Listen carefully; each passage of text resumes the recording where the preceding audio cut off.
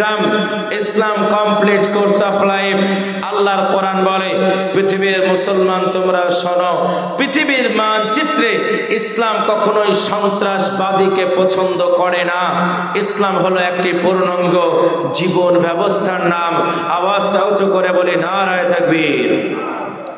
আজকে সারা পৃথিবীর বুকে পবিত্র কোরআনুল কারীমকে কেন্দ্র করে তাকে ফুটবলের মতো লাত মারা হলো। শুধু তাই নয়, কোরআনের গায়ে পেট্রোল লাগিয়ে দাও দাও দাও দাও দাও দাও করে আগুন লাগিয়ে জ্বালিয়ে দেওয়া হলো এবং বলা হলো কোরআন কখনোই আদর্শর কিতাব হতে পারে না, কোরআন কখনোই জাতির জন্য ন্যায় নিষ্ঠার পথ অবলম্বন করতে পারে না। কাজে কোরআনটা হলো একটি অভব্য কোয়ালিটির কিতাব। এর মধ্যে মুসলমান হোক আর হিন্দু হোক আর জৈন হোক আর খ্রিস্টান হোক, মানব জাতির কোনো সমাধান নাই। এই বলে কোরআনের গায়ে দুটো পা তুলে দিয়ে ভিডিও রেকর্ড করে সোশ্যাল মিডিয়ায় আপলোড করে দেওয়া হলো। অথচ পৃথিবীর মানচিত্রে কোরআন সর্বপ্রথম জানাই, হে দুনিয়ার মানুষেরা তোমরা শোনো, আমি আল্লাহর কালাম জানালাম, there is no mistake in the holy Quran. আমি আল্লাহর কোরআন, আমার মধ্যে কোনো ভুল নাই। আমার মতন আদর্শবান কিতাব পৃথিবীর বুকে আর একটাও নাই। আওয়াজটা উঁচু করে বলি নারায়ে তাকবীর। পৃথিবীর কোনো আপনি লেখক পাবেন না, পৃথিবীর কোনো গবেষক পাবেন না, পৃথিবীর কোনো সাহিত্যিক পাবেন না যেই লেখক গবেষক বলতে পারে, সম্মানীয় পাঠক পাঠিকা, আমি একটি বই লিপিবদ্ধ করলাম, রচনা করলাম, যে বইটার মধ্যে কোনো ভুল নাই। অথচ কোরআন আপনাকে জানায় যালিকাল কিতাবুল লা রাইবা ফি, এমন একটা গ্রন্থ পাঠানো হলো যেই গ্রন্থের মধ্যে কোনো ভুল নাই। আমার ভাইরা, আপনার জেনে রাখা দরকার, আজকে মুসলমান সমাজ, ইসলাম সমাজ, আমরা নিজেদের সভ্যতাকে ভুলে গিয়েছি। আজকে আমরা নিজেদের ইতিহাসকে ভুলে গিয়েছি। অথচ সারা পৃথিবীর বুকে মুসলমানরা রাজত্ব করেছে 1200 বছর। আমেরিকা মুসলমানের দখলে, ফ্রান্স মুসলমানের দখলে, এমন করে আপনার মঙ্গোলীয় সাম্রাজ্য, চীন মুসলমানের দখলে, আর্মেনিয়া মুসলমানের দখলে। সারা পৃথিবীর প্রান্তে মুসলমানদের নেতারা, মুসলমানদের বাদশারা একদিন নয়, 2 দিন নয়, 1200 বছর ধরে সারা পৃথিবীর বুকে মুসলমানরা রাজত্ব করলো। এমনও কোনো মায়ের বেটা বলতে পারবে না, এমনও কোনো লেখক বলতে পারবে না, এমনও কোনো গবেষক বলতে পারবে না, এমনও কোনো সাহিত্যিক বলতে পারবে না, এমনও কোনো পৃথিবীর মানচিত্রে এমন কেউ জন্মগ্রহণ হয়নি মুসলমানদের 1200 বছরের রাজত্বে জোর করে জবরদস্তি করে একজন অমুসলিমকে ইসলাম ধর্মে ধর্মান্তর করেছে। কাজেই কোরআন বাধা দেয়।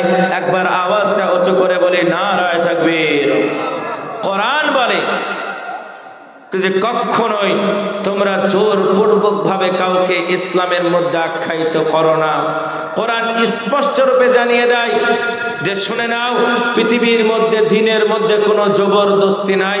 লা ইকরাহা ফিদ্দিন, দিনের মধ্যে কোনো জবরদস্তি নাই। কাজেই জোর করে জোরপূর্বক ভাবে যারা ধর্মান্তর করবে, কোরআনের ভাষা অনুযায়ী তারা মুসলমান হতে পারবে না। আজকে পৃথিবীর মানচিত্রে ইসলামকে সন্ত্রাসবাদী বলে আখ্যায়িত করা হচ্ছে। জোরে বলুন, কথা ঠিক বললাম না ভুল বললাম? জোরে বলুন, কথা ঠিক বললাম না বেঠিক? আমার ভাইরা, আপনাদের জেনে রাখা দরকার, শঙ্করাচার্য বলে একজন বিখ্যাত বড় মানুষ, তিনি বলেন ইসলাম আতঙ্কবাদ যদি হতো তাহলে সারা পৃথিবী এতদিন ধ্বংস হয়ে যেত। শুধু তাই নয়, ইসলাম হলো সম্পূর্ণ একটি শান্তির ধর্ম। ইসলামের নীতিমালা হলো শান্তি। আজকে পৃথিবীর বুকে আপনি একবার ভালো করে লক্ষ্য করবেন, একটু গবেষণা করবেন, একজন খ্রিস্টান সে তার নিজের ধর্ম মোতাবেক চলবে, নিজের ধর্ম পালন করে, মাথায় একটা পাগড়ি পরে লম্বা লম্বা দাড়ি রেখে স্বাধীনভাবে চলতে পারে, তাকে চলার স্বাধীনতা দেওয়া হয়। একজন অমুসলিম, আমার একজন বন্ধু, গেরুয়া পোশাক পরে নিজের ধর্ম অনুযায়ী স্বাধীনভাবে চলতে পারে, তাকে ধর্মগুরু বলে আখ্যায়িত করা হয়। শুধু তাই নয়, একজন পাদ্রী নিজের স্বাধীনভাবে চললে তাকে ধর্মগুরু বলে আখ্যায়িত করা হয়। তবে কেন আজকে একজন মুসলিম, একজন যুবক মাথায় টুপি পরলে, মুখে দাড়ি রাখলে তাকে সন্ত্রাসবাদী বলে কেন আখ্যায়িত করা হবে? কেন একজন একজন বোন বুরখা পরার কারণে মেডিকেলে চান্স পাবে না? কেন একজন বোন তার নিজের ধর্মীয় মেরুকরণকে কেন্দ্র করে সে যদি রাস্তা দিয়ে চলে তাকে টোন কেটে কথা বলা হবে? কেন আজকে মুসলমানদের কন্যার জন্য অফিস আদালতে বুরখাকে নিষিদ্ধ করা হবে? কাজেই ভারতবর্ষের ইতিহাস তো আমরা ভুলে যাইনি। আপনাদের জেনে রাখা দরকার, ভারতবর্ষের জমিনে ভারতবর্ষের মুসলমান, ভারতবর্ষের হিন্দু, ভারতবর্ষের খ্রিস্টান, ভারতবর্ষের জৈন, ভারতবর্ষের বুদ্ধ, আপামর জনতা 200 বছরের ব্রিটিশ পিরিয়ডকে পৃথিবীর মানচিত্র থেকে উৎখাত করে ভারতের জমিনে আমার মুসলিম মায়ের সন্তানের টন টন রক্ত দিল, আমার হিন্দু মায়ের সন্তান টন টন রক্ত দিল, আমার খ্রিস্টান মায়ের সন্তান টন টন রক্ত দিয়ে ভারতের জমিনটাকে লালিয়ে দিয়ে তারা ভারতের জমিনে লাল নীল সবুজ গেরুয়ার পতাকা উত্তোলন করলো। আজকে কেন স্বাধীন ভারতে ধর্মীয় ডিভাইডেডকে কেন্দ্র করে, ধর্মীয় মেরুকরণকে কেন্দ্র করে মুসলমানদের সব থেকে গুরুত্বপূর্ণ সম্পদ, মুসলমানদের সব থেকে গুরুত্বপূর্ণ আমানত, ওনলি ফর মুসলিম, শুধুমাত্র মুসলমানদের জন্য যে সম্পদকে ওয়াক করে রাখা হলো, আমাদের পূর্বপুরুষরা আমাদের বাপদাদার সম্পদ, জাতিরূপে মুসলমানের সম্পদ, সেই ওয়াকফ সম্পদকে কেন হস্তক্ষেপ করা হবে? কাজে এটা আমরা মেনে নিতে পারি না। নারায়ে তাকবীর। সারা পৃথিবীর বুকে আপনার জেনে রাখা দরকার, সারা পৃথিবীর মানচিত্রে আজকে মুসলমানকে কলুষিত করার জন্য, মুসলমানকে পৃথিবীর মানচিত্রকে উৎখাত করে দেওয়ার জন্য বিভিন্ন রকমের চক্রান্ত চালানো হচ্ছে। আজকে তারা চাইছে মুসলমানদের কাছ থেকে ওয়াকফ সম্পদগুলা কেড়ে নেব, তাহলে মুসলমানরা অটোমেটিক পঙ্গু হয়ে যাবে। তাদেরকে আমরা বলতে চাই, ভারতবর্ষের বুকে মুসলমানরা যেই রকম সম্প্রীতি নিয়ে চলেছে, পৃথিবীর মানচিত্রে দ্বিতীয় কোনো দেশে এই সম্প্রীতির নজর গড়েনি। ভারতবর্ষের হিন্দু, ভারতবর্ষের মুসলমান যেই রকম ভাবে ব্রিটিশদের বিরুদ্ধে আন্দোলন করেছে, ঠিক তদ্রূপ ভাবে ভারতীয় সম্পদকে রক্ষা করার জন্য, মুসলমানদের নিজস্ব সম্পদকে রক্ষা করার জন্য ভারতবর্ষের মুসলমানরা বসে থাকবে না। প্রয়োজনে আবারও লড়াই হবে। মুসলমানরা নিজের সম্পদকে, তার শরীরে 1 ফোঁটা রক্ত থাকা পর্যন্ত ওয়াকফ তাদের সম্পদকে ছাড়তে রাজি হবে না। জোরে বলুন নারায়ে তাকবীর। আজকে মুসলমানেরা ইতিহাস জানে না। গোপাল ভাঁড়ের বই পড়তে তুমি ভালোবাসো, তুমি বড় রাজা রামমোহন রায় বিধবা প্রথা চালু করেছে, আমরা তেনাকে সম্মান করি। তবে গোলাপের পাপড়ির মতন যার চেহারা, মা আয়েশাতুল হুমায়রা বলে, আমি একবার পূর্ণিমার চাঁদের দিকে তাকালাম আর আমি একবার আমার নবীর দিকে তাকালাম, লক্ষ্য করে দেখতে পেলাম পূর্ণিমার চাঁদের থেকেও আমার নবীদের চেহারাটা অত্যন্ত সুন্দর। একবার জোরে বলুন সুবহানাল্লাহ। গোলাপের পাপড়ির মতন যার চেহারা, যিনার নাম হচ্ছে মোহাম্মদ, 25 বছরের একজন ফুটন্ত যুবক হয়ে 40 বছরের একজন বিধবাকে বিবাহ করলেন। ইতিহাসের পাতায় মোহাম্মদের নামটা কোথায় গেল? শুধু তাই নয়, আজকে আপনার সন্তান পড়ে যে আব্দুল মাজিদ সুসলতার দাড়ি, গোপ্তার কামানো মাথা তার নাড়া। আজকে আপনার সন্তান পড়ে রহমান কত ভালো, চৌরাস্তার মোড়ে বসে থাকে, রহমান জুতো সেলাই করে, রহমান ন্যায়, রহমান নিষ্ঠাবান, রহমান কখনো মানুষকে ঠগায় না, তার হাতের কাজ কত সুন্দর। মানুষ খুশি হয়ে রহমানকে উপঢৌকন পুরস্কার দেয়, কিন্তু রহমান সেটা গ্রহণ করতে চায় না, রহমান উপার্জন করে কাজ করতে চায়। আমার ভাইয়েরা, সারা ভারতবর্ষের বুকে মুসলমানরা একদিন নয় 600 বছর রাজত্ব করলো। 600 বছর যে জাতি রাজত্ব করতে পারে, ইতিহাসের পাতায় সে জাতি মুচি হয় কিভাবে, আজকে আপনার জেনে রাখা দরকার। আপনার সন্তানকে আজকে বোঝা উচিত, আপনি নিজেও জানেন না, আপনার সন্তানের মাথায় অনেক রকমের প্রশ্ন। নাম্বার 1, আপনার সন্তানের মাথায় প্রশ্ন হলো, পৃথিবীর মানচিত্রে যেই নবীটা পৃথিবীর কোনো স্কুলে পড়লো না, পৃথিবীর কোনো বিদ্যালয়ে পড়লো না, পৃথিবীর কোনো ভার্সিটিতে পড়লো না, পৃথিবীর কোনো সার্টিফিকেট পেল না, অথচ সেই মানুষটা পৃথিবীর বুকে সব থেকে জ্ঞানী হয় কি করে? জোরে বলেন, পৃথিবীর মধ্যে সব থেকে জ্ঞানী মহামানসী, তার নাম কি? একবার জোরে বলেন। মুহাম্মদ সাল্লাল্লাহু আলাইহি ওয়াসাল্লাম। নবীর থেকে জ্ঞানী মানুষ পৃথিবীর বুকে আর একটা কেউ জন্মগ্রহণ করেছে? কথা বলে না কেন? জন্মগ্রহণ করেছে? জন্মগ্রহণ করেনি, এটা আপনার জানা দরকার। আপনি যাত্রার কাছে কথা পাবেন না। আজকে যেই নবী পৃথিবীর কোনো বিদ্যালয় থেকে জ্ঞানী হলো না, আপনার সন্তান আমেরিকান ইউনিভার্সিটিতে পড়ে, আপনার সন্তান ইংল্যান্ডের ইউনিভার্সিটিতে পড়ে, আপনার সন্তান ডাক্তার, আপনার সন্তান ইঞ্জিনিয়ার। আমাদের মালদার একটা ছেলে নাসায় চান্স পেয়েছে। আপনার সন্তান আগামীতে গবেষণার জন্য নাসায় চান্স পাবে। আপনার সন্তানের মাথায় প্রশ্ন হলো, যেই মানুষটা পৃথিবীর কোনো মানুষের কাছে শিক্ষা অর্জন করে না, ওই মানুষটা কেমন করে জ্ঞানী হতে পারে? কোরআন তার উত্তর দেয়, জোরে বলুন সুবহানাল্লাহ। নাম্বার 1। নাম্বার 2, বর্তমান বিজ্ঞান বলে যেটা চোখে দেখা যায় না সেটা বিশ্বাস করি না, অথচ আপনার সন্তান কেমন করে যেটা চোখে দেখা যাবে না সেটা কেমন করে বিশ্বাস করবে? কাজে এটা বিজ্ঞানের থিওরির বাইরে, এটাকে আমরা মেনে নিতে পারি না। নাম্বার 3, আপনার সন্তানের মাথায় প্রশ্ন, ইতিহাস পড়ে দেখলাম আমার নবীর কাছে সব সময় একটা তরবারি থাকতো, তাহলে কাজে যিনি ভালো মানুষ হবে, ভালো মানুষের কাছে কি কোনো সময় অস্ত্র থাকে?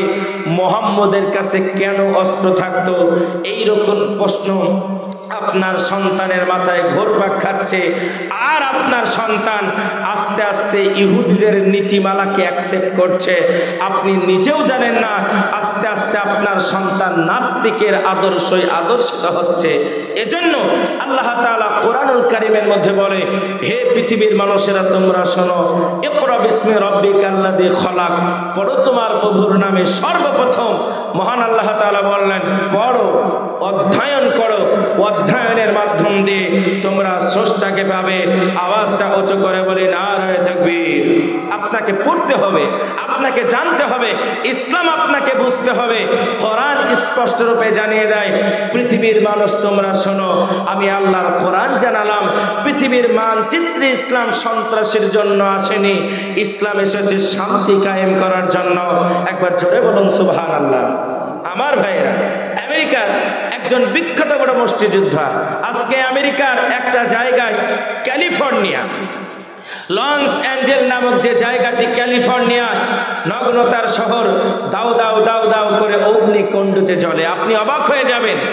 এই সংস্থা থেকে একটা না দুটা নয়, ফিলিস্তিনের ছোট ছোট বাচ্চাগুলোকে হত্যা করার জন্য ইহুদিবাদী পৃথিবীর মানচিত্রে সব থেকে নিকৃষ্টতম একটা জাতি হচ্ছে ইহুদি জাতি।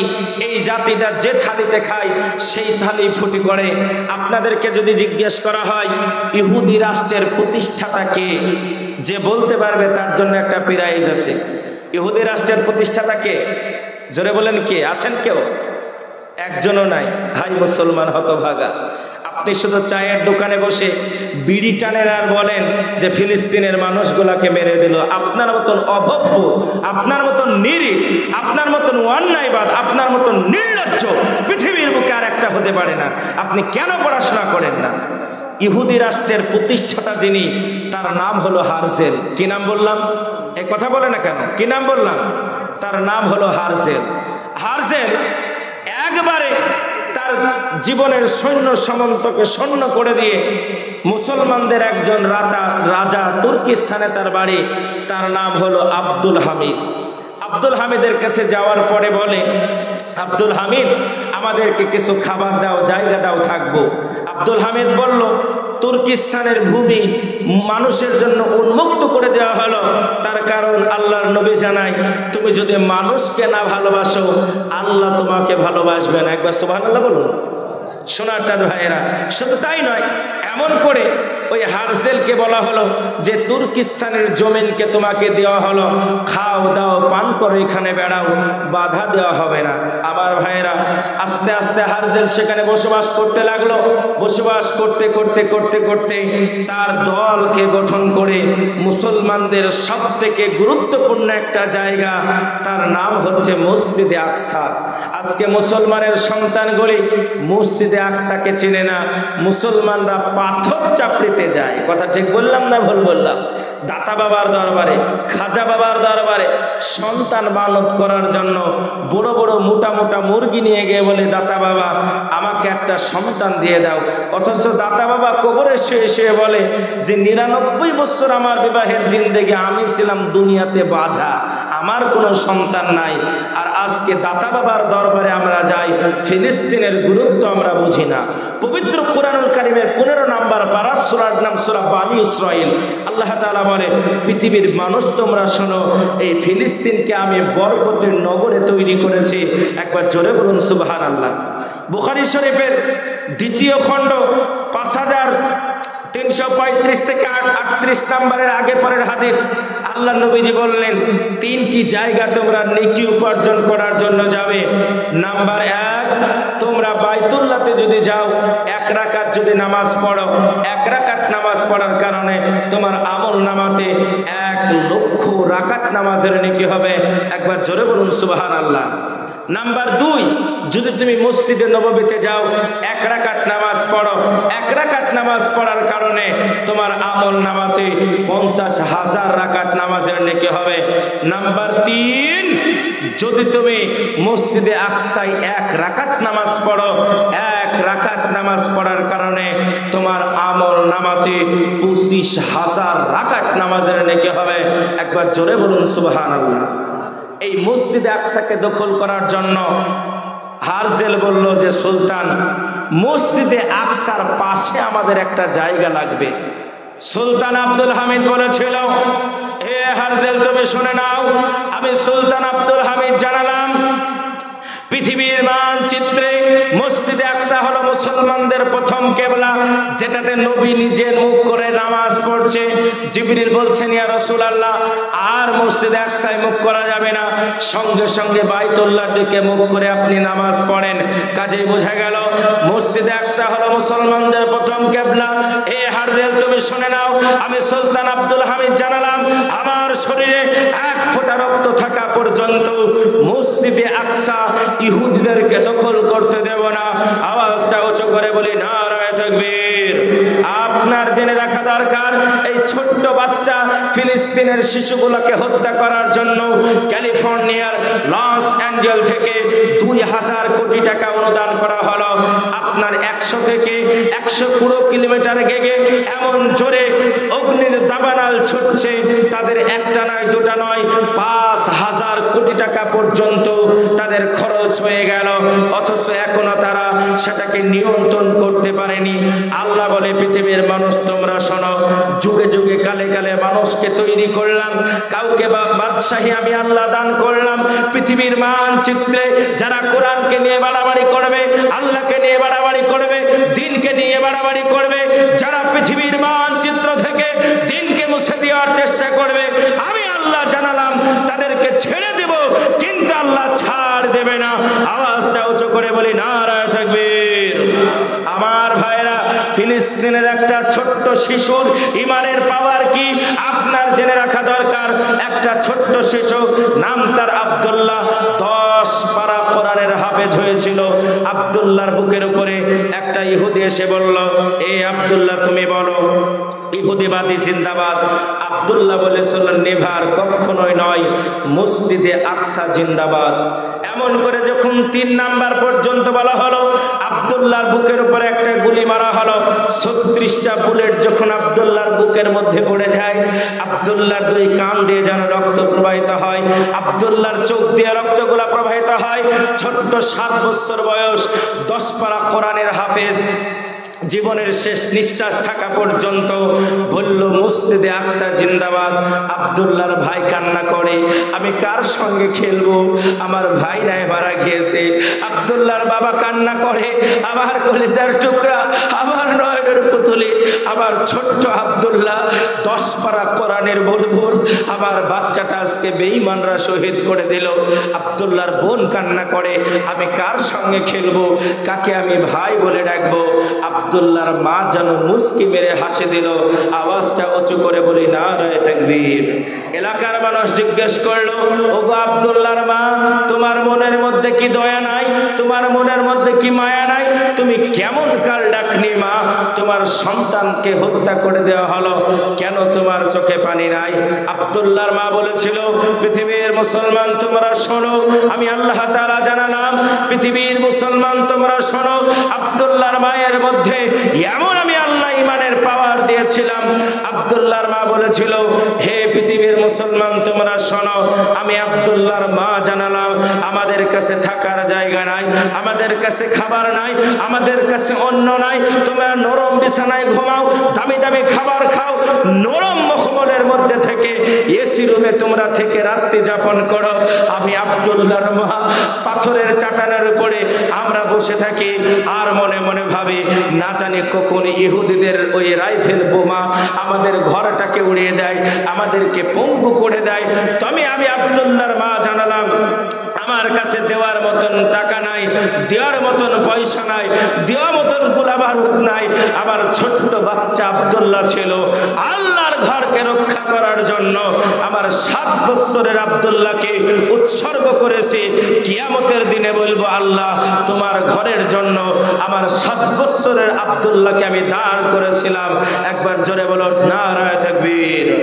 আজকে দিল্লির পার্লামেন্টারিয়ানটে বসে বসে যারা পৃথিবীর মানচিত্র থেকে হিন্দু মুসলিম ডিভাইডেড করার জন্য আজকে দিল্লির পার্লামেন্টে বসে টাকলা বাকলারা যারা রাতা দিনে বসে কম্পিটিশন করে যারা মসজিদের তলে মন্দিরকে দেখতে পায়, তাদেরকে বলে দিতে চাই, যুগে যুগে কালে কালে আব্দুল্লাহর মতন আমাদের ছোট্ট সন্তানগুলা জীবন দিয়ে দিবে, আল্লাহর ঘরকে নষ্ট হতে দেবে না।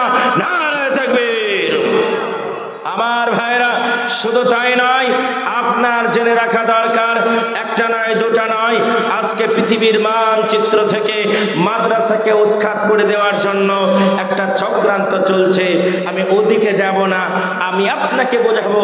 আল্লাহ তাআলা কোরআনের মধ্যে বলছে, পৃথিবীর বুকে মুসলমানের কোনো ভয় নাই। একবার জোরে বলুন আলহামদুলিল্লাহ। আর একটু জোরে বলা যায় না আলহামদুলিল্লাহ? মুসলমানদের কোনো ডর নাই, মুসলমানদের চিন্তা নাই, মুসলমানের চেতনা নাই। কোরআন সত্য না মিথ্যা? একবার জোরে বললেন, কোরআন সত্য না মিথ্যা? কোরআন সত্য, দেয়ার ইজ নো মিস্টেক, এর মধ্যে কোনো ভুল নাই। আল্লাহ বলে মুসলমানের ভয় নাই, অথচ পৃথিবীর বুকে মুসলমান সব থেকে কম্পিত। ঠিক বললাম না ভুল বললাম? চলেন কোরআন থেকে শোনাই। আল্লাহর কোরআন জানিয়ে দেয়, বলে পৃথিবীর মুসলমান তোমাদের কোনো ভয় থাকবে না, তোমাদের কোনো টেনশন থাকবে না। কি করলে? আল্লাহ রাব্বুল আলামিন কোরআনুল কারীমের মধ্যে এর বর্ণনা দিয়েছে। এজন্য পৃথিবীর বুকে যারা মুসলমান হবে, এদের কোনো ভয় হবে না, এদের কোনো টেনশন হবে না, এদের হিফাজত করার দায়িত্ব আল্লাহ নিজেই নিয়ে নেবে। একবার আওয়াজটাকে উঁচু করে বলে নারায়ে তাকবীর। আওয়াজ হয়নি, আর একটু উঁচু করে বলে নারায়ে তাকবীর। একটু আপনাদেরকে কষ্ট দেবে, পেছনে জায়গা হচ্ছে না, সামনের দিকে একটু আগে আসা যাবে? একটু আগে আসা যাবে বাবা? ইনশাল্লাহ সামনের দিকে একটু আগে আসি। এই ভাইয়ের একটু আগে আগে বসুন, আসুন একটু আগে আগে বসুন। আল্লাহ কবুল করে নাও গঙ্গাপুরের মানুষকে। ইনশাল্লাহ একটু আগে আসি, পেছনের দিকে জায়গা হচ্ছে না মানুষের, একটু আগে আসি। কোরআন জানিয়ে দেয়, পৃথিবীর মানুষ তোমরা শোনো, আমি আল্লাহর কোরআন জানালাম, দুনিয়ার মানচিত্রে তোমাদের কোনো ভয় থাকবে না, তোমাদের কোনো টেনশন থাকবে না। একবার জোরে বলুন সুবহানাল্লাহ। সোনার চাঁদ ভাইয়ের, আমার আব্বা জানেরা, তরুণ যুবক নওজোয়ানেরা, সারা পৃথিবীর মানচিত্রখানা যদি আপনি তাকিয়ে দেখেন, পৃথিবীর মানচিত্রে মুসলমানগুলি কতই না মার খায়। আজকে পৃথিবীর বুকে, চীনের বুকে মুসলমানগুলিকে ধরে ধরে মারা হয়। মুসলমানের সন্তানগুলি নামাজ কেনা পড়তে পারে না, মুসলমানের সন্তানগুলি যাই নামাজটা বিছাতে পারে না, মুসলমানের সন্তানগুলি কোরআন খানা তেলাওয়াত করতে পারে না। শুধু তাই নয়, পৃথিবীর মানচিত্রে এমনও কিছু দেশ আছে যেখানে মুসলমানের সন্তানগুলি রমজান মাসে রোজা রাখতে পারে না। তাদেরকে জোর করে, জোরপূর্বক ভাবে তাদেরকে রোজাখানা ভঙ্গ করতে হয়।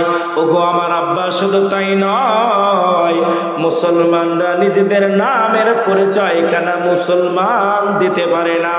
আমার আল্লাহ তাআলা বলে, পৃথিবীর মুসলমান তোমরা শুনে নাও, ওয়ালা তাহিনু ওয়ালা তাহজানু ওয়া আনতুমুল আ'লাউনা ইন কুনতুম মুমিনিন। হে পৃথিবীর মুসলমান তোমরা শোনো, আমি আল্লাহ তাআলা জানালাম দুনিয়ার বুকে তোমাদের কোনো ভয় নাই, তোমাদের কোনো ডর নাই, তোমাদের কোনো টেনশন নাই। আমি আল্লাহ রাব্বুল আলামিন করলাম ঘোষণা, যদি তোমরা মুমিন হয়ে যাও আমি আল্লাহ আমার সাহায্যখানা তোমাদের কাছে পাঠিয়ে দেব। জোরে বলা যায় না একবার সুবহানাল্লাহ। আব্বা জানেন না, সোনার চাঁদ ভাইরা, মুমিন কাকে বলা হয়? কোরআন কানা খুলে দেখে নেন, পবিত্র কোরআনুল কারীমের সূরার নাম সূরা আল বাকারা। আল্লাহ তাআলা জানিয়ে দিয়ে বলে, ইন্নাল মুমিনিনা ওয়াল মুমিনাত ইন্নাল মুসলিমিনা ওয়াল মুসলিমাত। আত্মসমর্পণকারী পুরুষ যারা হবে, আত্মসমর্পণকারী নারী যারা হবে, আল্লাহর প্রতি ঈমান আনয়নকারী পুরুষ যারা হবে, আল্লাহর প্রতি ঈমান আনয়নকারী নারী যারা হবে, আমি আল্লাহ তাআলা ওয়াদা করলাম এদের জন্য ব্যবস্থা করব জান্নাত খানা। জোরে বলা যায় না একবার সুবহানাল্লাহ। সোনামানিকেরা, তরুণ যুবক নওজওয়ানেরা, শুধু তাই নয়, আত্মসমর্পণকারী পুরুষ কাকে বলা হয়?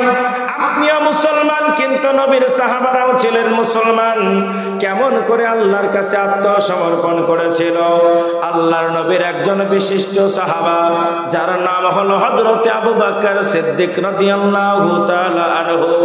আল্লাহর নবী যখন ডাক দিয়ে বললেন, ওগো আবু বকর, বেঈমানদের অত্যাচার যেন বেড়ে যায়, আবু বকর তুমি রওনা থেকো দ্বীনের জন্য, কোরআনের জন্য, ইসলামের জন্য নিজের জীবনটাকে আত্মত্যাগী হয়ে পবিত্র ভূমি থেকে আমাদেরকে রওনা হয়ে চলে যেতে হবে।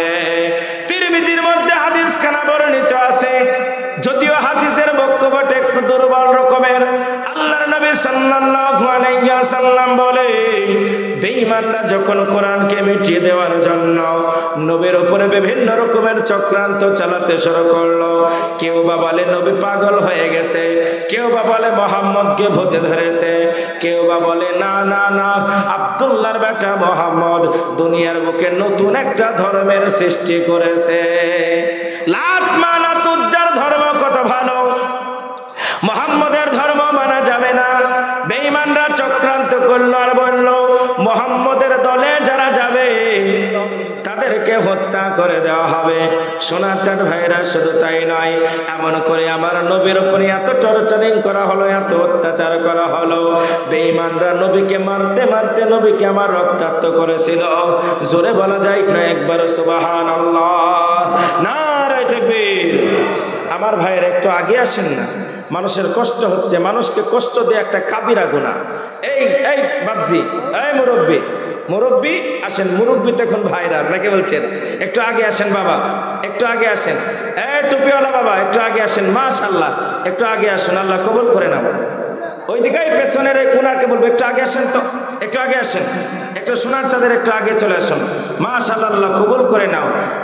এই গঙ্গাপুরের লোক সব আল্লাহওয়ালা, একটু আগে আসেন ভাই, মাশাআল্লাহ। সোনামানিকেরা, তরুণ যুবক নওজওয়ানেরা, আব্বা জানেন, এমন করে বিশ্বনবী সাল্লাল্লাহু আলাইহি ওয়াসাল্লাম বলেন, এ আবু বকর তুমি শুনে নাও, বেঈমানদের হাত থেকে আমাদেরকে পালাই হওয়ার কোনো কারণ নাই। তার কারণ খানা হলো, আমাদেরকে হেফাজত করবেন যিনি, তার নাম হলো আল্লাহ। একবার জোরে বলা যায় না সুবহানাল্লাহ। কেউ যেটা পারে না সেটা পারে কে? জোরে বলেন কে? কেউ যেটা করে না সেটা করে কে? কারো যেটা শক্তি নাই তার শক্তিকে, তার নাম হলো আল্লাহ। জায়গা হচ্ছে না দুটো প্যান্ডেলেই, তো ওদের একটু চেপে চেপে বসে একটু জায়গা। আচ্ছা আমার মা বোনেরা, আপনাদেরও জায়গা হচ্ছে না, মায়েরা একটু চেপে চেপে বসেন।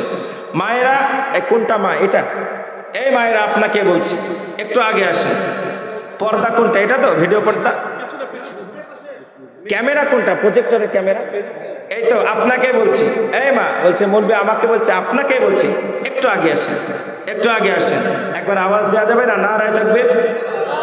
এত আস্তে ঘুমিয়ে গেছে নাকি এরা? ছেড়ে দিয়ে বক্তা নিয়ে আসেন গো, আসুন একটু আগে আসেন। আর একটা আওয়াজ দিয়ে বলে নারায়ে তাকবীর। সোনামানিকেরা, তরুণ যুবক নওজওয়ানেরা, আমার আব্বা জানেরা, এমন করে আপনার বিশ্ব নবী যখন বললেন, আবু বকর কোরআনের জন্য তোমাকে আপনাকে তৈরি থাকতে হবে। হযরতে আবু বকর বলে, ইয়া রাসূলুল্লাহ, ইয়া হাবিবাল্লাহ, হুজুর গো, জীবন দিতে রাজি আছি, কিন্তু ইসলাম ছাড়তে আমি রাজি নাই। হযরতে আবু বকর রাদিয়াল্লাহু তাআলা আনহু দিন আসে দিন যায়, রাত আসে রাত যায়, গণনা করতে শুরু করলেন। না জানি কবে মুহাম্মদ নবী আমার আবু বকর বলে আমাকে ডাক দেবে। এই আব্বা জানেরা, সোনার চাঁদ ভাইরা, হযরতে আবু বকর সিদ্দিক রাদিয়াল্লাহু তাআলা আনহু এমন করে যেন আপনার বসে আছে। একদিন নয়, 2 দিন নয়, 6 মাস পর্যন্ত হযরতে আবু বকর একবারের জন্য ঘুমায় নাই। জোরে বলা যায় না একবার সুবহানাল্লাহ। এ গঙ্গাপুরের মুসলমানেরা গভীর মনোযোগ দিয়ে শ্রবণ করবেন। এইদিকে বেঈমান আবু জেহেলের দলেরা মনে মনে চিন্তা করলো, মুহাম্মদকে কেমন করে মারা যাবে। তার কারণ খানা হলো, মুহাম্মদকে যতদিন না হত্যা করা যাবে আমাদের লাত মানাত উজ্জার ধর্মখানা কেউ গ্রহণ করছে না। আল্লাহ বলে, হাবিবুল্লাহ, আপনি শুনে নেন, পৃথিবীর বেঈমানরা আপনাকে করতে চাইবে জিরো, কিন্তু আমি আল্লাহ আপনাকে বানাবো হিরো। আব্বা জানেরা, সোনার চাঁদ ভাইরা, এমন করে মায়ার নবী, দয়ার নবী, রহমাতাল লিল আলামিন যখন বেঈমানরা তার ঘরখানাকে ঘেরাও করে নিল, আল্লাহর নবীকে হত্যা করে দেওয়া হবে, সঙ্গে সঙ্গে জিবরিল আমিন এসে বলে, হুজুর, আপনি আর ঘুমাবেন না গো নবী, আপনি সঙ্গে সঙ্গে আপনি রওনা হয়ে যান। আপনাকে পবিত্র মাতৃভূমি ছেড়ে মদিনাতুল মুনাওয়ারায় আপনাকে রওনা দিতে হবে। এ সোনার মানিকেরা, বিশ্বনবী সাল্লাল্লাহু আলাইহি ওয়াসাল্লাম বলে, এ আবার আলী, তুমি শুনে নাও, সঙ্গে সঙ্গে আমার বিছানার মধ্যে তুমি ঘুমিয়ে যাও। হযরতে আলী রাদিয়াল্লাহু তাআলা আনহু আল্লাহর নবীর বিছানার মধ্যে যেন ঘুমিয়ে গেল রে বাবা। লম্বা চওড়া ঘটনা সংক্ষেপে আপনি আপনাদেরকে শোনাই। আত্মত্যাগী মুসলমান কেমন করে তিনারা হয়েছিলেন। হযরতে আলী যখন বিছানার মধ্যে ঘুমিয়ে গেলেন, এবার বেঈমানরা যখন নবীর ঘরের মধ্যে প্রবেশ করে, লক্ষ্য করে দেখতে পেলেন মুহাম্মদ আর বিছানার মধ্যে নাই, আলী যেন বিছানার মধ্যে শুয়ে আছে। আল্লাহর নবী সাল্লাল্লাহু আলাইহি ওয়াসাল্লাম হযরত আবু বকরকে আস্তে করে ডাক দিয়ে বললেন, আবু বকর। হযরত আবু বকর রাদিয়াল্লাহু তাআলা আনহু, লাব্বাইকা ইয়া রাসূলুল্লাহ, লাব্বাইকা ইয়া হাবিবাল্লাহ, ওগো আল্লাহর নবী, আমি হাজির আছি। সঙ্গে সঙ্গে হযরত আবু বকর লাব্বাইক বলার সঙ্গে সঙ্গে মায়ার নবী, দয়ার নবী, রহমাতাল লিল আলামিনকে সঙ্গে করে নিয়ে নিজের মাতৃভূমি মক্কাতুল মুকাররমা থেকে মদিনাতুল মুনাওয়ারার দিকে যেন আপনার রওনাখানা দিয়ে দিল। সোনার চাঁদ ভাইরা, আমার আব্বা জানেরা, এমন করে তিনারা বুঝতে পারলেন আমরা বেশি দূর চলতে পারবো না। যদি আমরা বেশি দূর চলাচল করি, বেঈমানরা পেছন থেকে আমাদেরকে গ্রেফতার করে নেবে। না না না, একটা জায়গাতে আমাদেরকে অবস্থান করতে হবে। তিনারা একটা পাহাড়ের চূড়ার মধ্যে আপনার প্রবেশখানা করে নিলেন। পাহাড়ের চূড়ায় প্রবেশ করে নেওয়ার পরে আল্লাহ পাকের হুকুমে পাহাড়ের সম্মুখে যেন, চূড়ার সম্মুখে, মুখের সম্মুখে যেন একটা মাকড়সা সুন্দর করে জাল বনে দিয়ে চলে গেল। জোরে বলা যায় না একবার সুবহানাল্লাহ, নারে তাকবীর।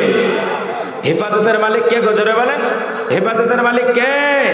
হেফাজতের মালিক হলো আল্লাহ।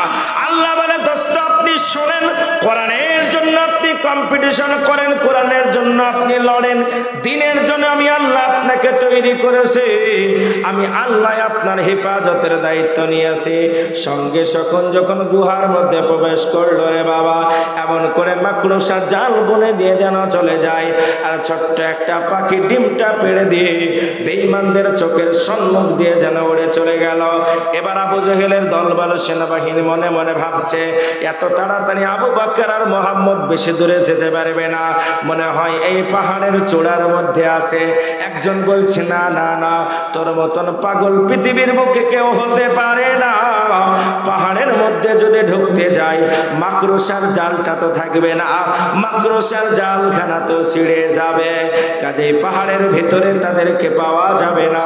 এমন করে তারা যে আপনার ওই জায়গা থেকে নিজের গন্তব্যস্থলে পৌঁছে গেলেন। বিশ্বনবী সাল্লাল্লাহু আলাইহি ওয়াসাল্লাম হযরত আবু বকর রাদিয়াল্লাহু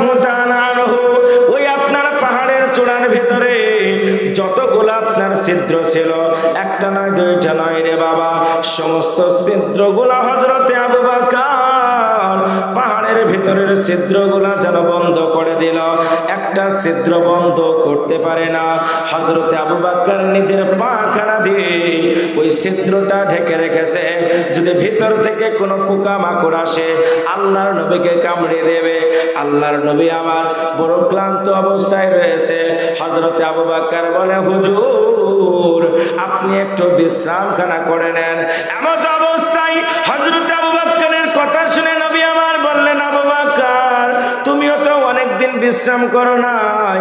হযরতে আবু বকর বলে, ইয়া রাসূলুল্লাহ, হুজুর গো আমার কতই না ভাগ্য, আমার নসিব কতই না ভালো, আমি আল্লাহর নবীকে বিশ্রাম করার জন্য জায়গা দিচ্ছি। জোরে বলা যায় না একবার সুবহানাল্লাহ। এই সোনার মালিক এমন করে বিশ্ব নবীর কাছে আপনার হযরতে আবু বকর রাদিয়াল্লাহু তাআলা আনহু, হযরতে আবু বকরের কাছে আল্লাহর নবী আপনার যেন উপস্থিত আছে। আল্লাহর নবী হযরতে আবু বকরের উরুর উপরে মাথাখানা দিয়ে কোন রকমের ঘুমখানা দিয়েছে।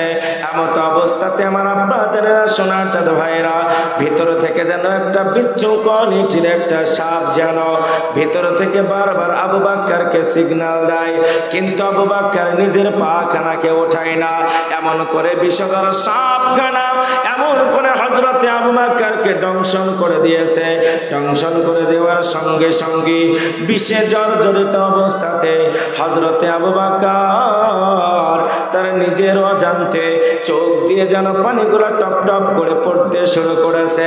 আল্লাহর নবীর চেহারায় যখন এক ফোঁটা পানি পড়েছে, নবী আমার জাগান্বিত অবস্থায় বলে, আবু বকর কান্না করো কেন, তোমার কি বাড়ির কথা মনে পড়েছে? এই আবু বকর তোমার কি সন্তানের কথা মনে পড়েছে?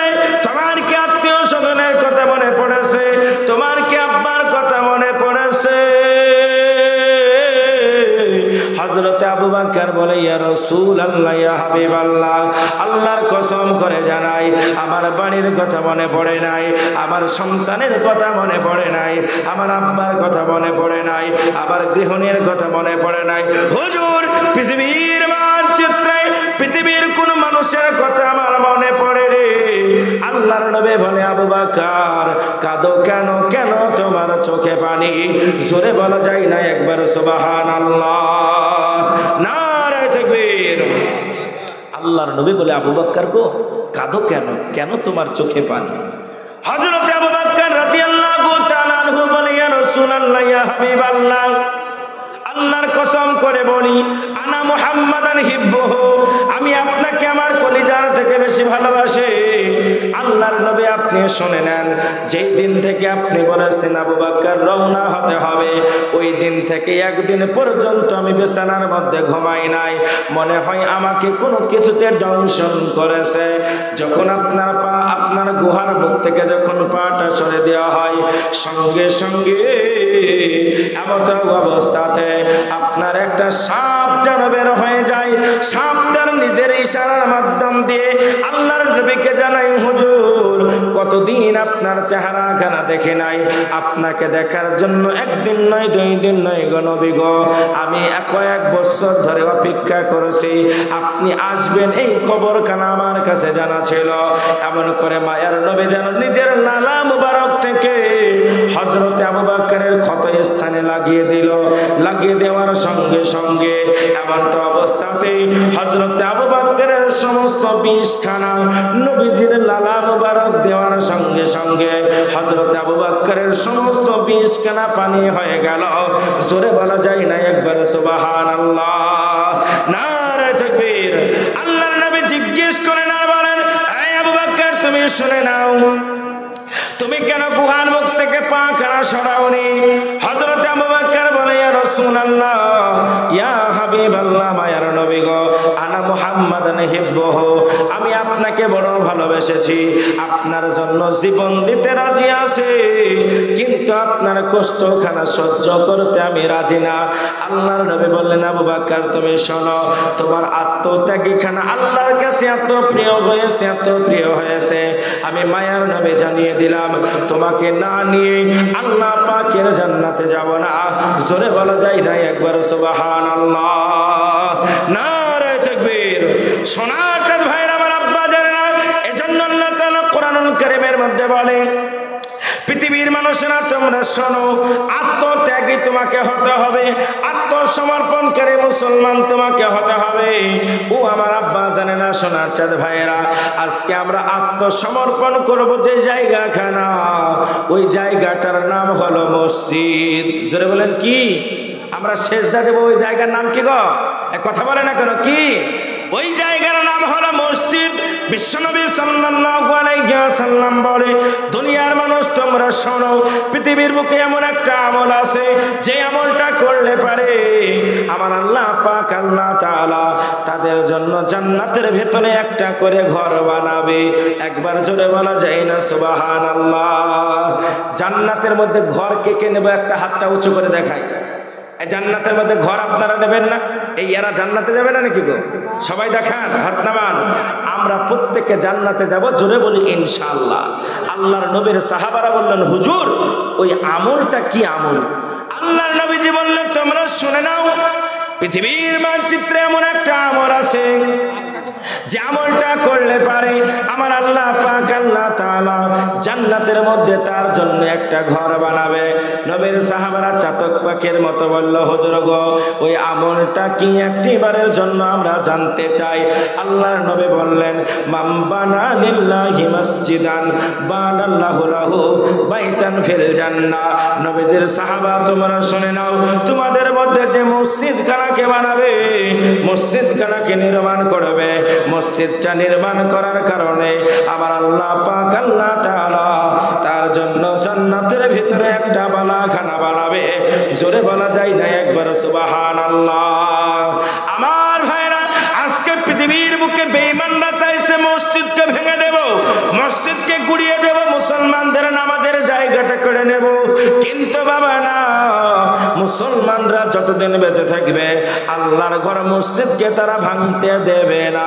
এজন্য আমি আপনাদের কাছে একটু সামান্য আবেদন করব রে বাবা, আপনার মা চলে গেছে কবরে, আপনার আব্বা চলে গেছে কবরে, আপনার সন্তান সন্ততি চলে গেছে কবরে। কবর বড় কঠিন, কবর বড় নীরবতার ঘর, কবর বড় অন্ধকার জায়গা।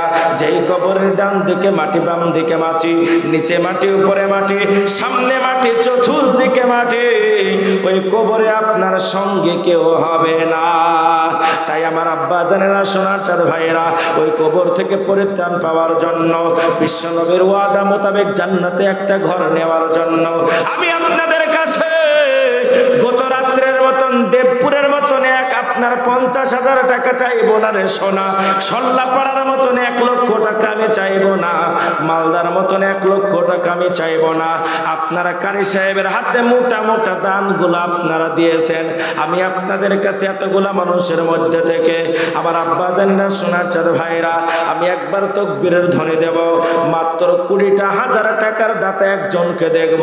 কোন আল্লাহ ওয়ালা আছে, কোন নবীর প্রেমিক আছে, কোন কোরআনের প্রেমিক আছে, কোন মসজিদের প্রেমিক আছে। হুজুর গো আমার কাছে জান আছে, কিন্তু আমার কাছে মাল নাই। আল্লাহর ঘরকে তৈরি করার জন্য ইনশাআল্লাহ আমি রেডি আছি। নারে তাকবীর বলি ইনশাআল্লাহ। একজন মাত্র 20,000 টাকা ইনশাআল্লাহ। আমি বলবো না 50,000 টাকা দেন, কেন? আপনারা কারি সাহেবের হাতে মনে হয় দিয়েছেন।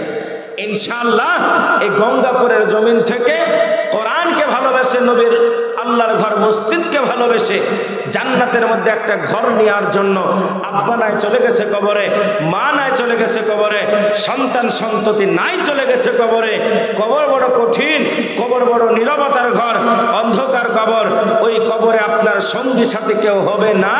ইনশাআল্লাহ ওই কবরটাকে আলোকিত করার জন্য, কবরটাকে আলোকময় করার জন্য এতগুলা মানুষের মধ্যে থেকে একজন মানুষকে আমি দেখবেন ইনশাআল্লাহ মাত্র 20,000 টাকা।